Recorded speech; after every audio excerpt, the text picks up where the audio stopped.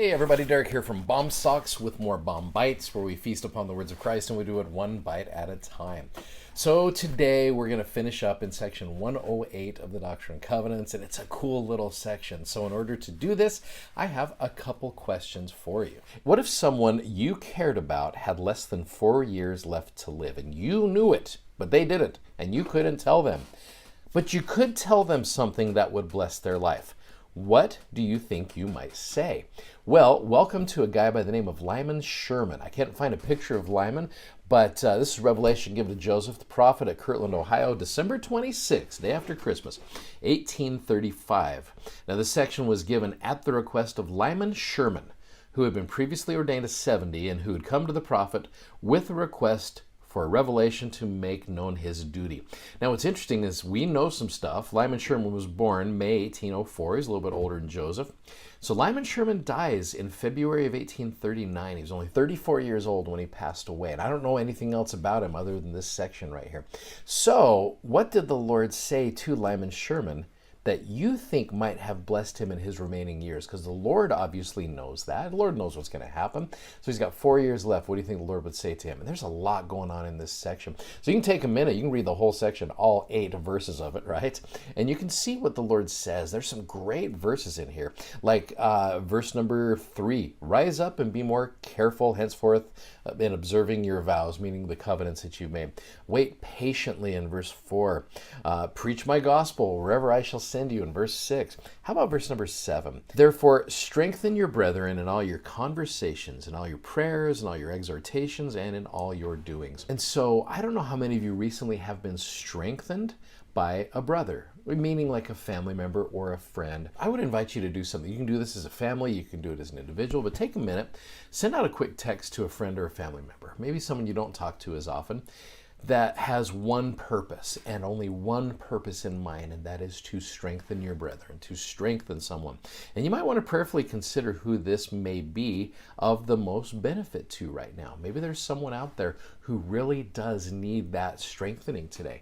And so if we took that opportunity every single day to strengthen our brethren, I think there's some power that we could have there. For example, let me show you one of the very first Mormon messages that was ever given. In fact, it might even be the first one, as far as I know. But this is a message from Gordon B. Hinckley, and I love this idea of strengthening brethren. So watch this. We sang together, we prayed together, we listened quietly while Mother read Bible and Book of Mormon stories. Father told us stories out of his memory. I still remember one of those stories. I found it recently while going through a book he had published some years ago. Listen to it.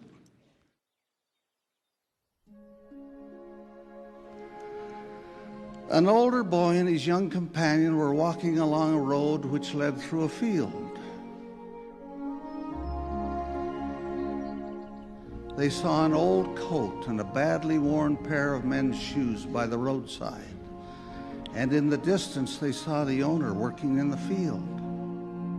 The younger boy suggested that they hide the shoes, conceal themselves, and watch the perplexity on the owner's face when he returned. The older boy thought that would not be so good. He said this owner must be a very poor man from the looks of his clothes. So after talking the matter over at his suggestion, they concluded to try another experiment. Instead of hiding the shoes, they would put a silver dollar in each one and see what the owner did when he discovered the money. So that's what they did.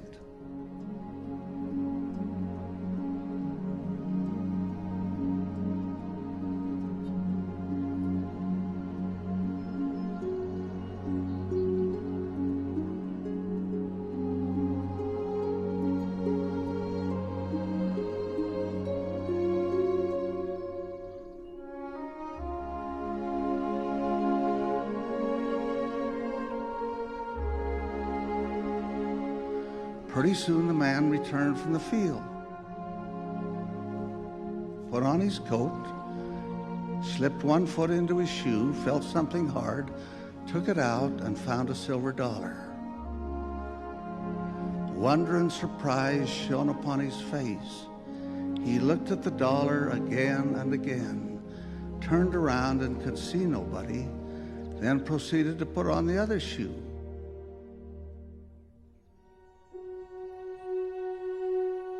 When to his great surprise, he found another dollar. His feelings overcame him.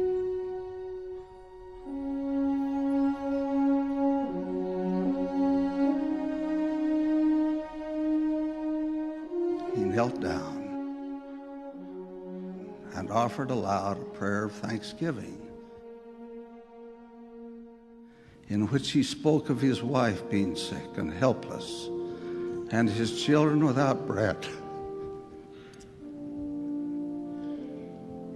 He fervently thanked the Lord for this bounty from unknown hands, and evoked the blessings of heaven upon those who had given him this needed help.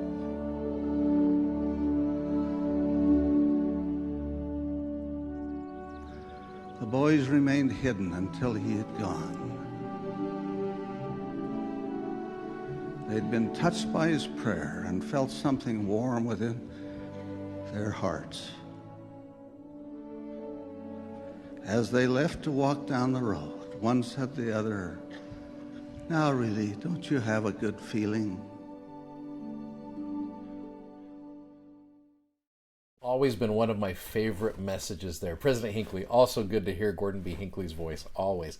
So this idea of strengthening your brethren, again, as it says in verse 7, in all your conversations, in all your prayers, in all your exhortations, in all your doings. What cool counsel that is to someone that the Lord knows is not going to be around for very long. And if you don't have a lot of time left, what a great way. And again, none of us know, and I'm not trying to be morbid here, but none of us know when that time is. So we spend our time building and strengthening others and finding ways, whether it's shooting a text to someone, whether it's giving a thank you note to someone, whether it is smiling at someone who needs that.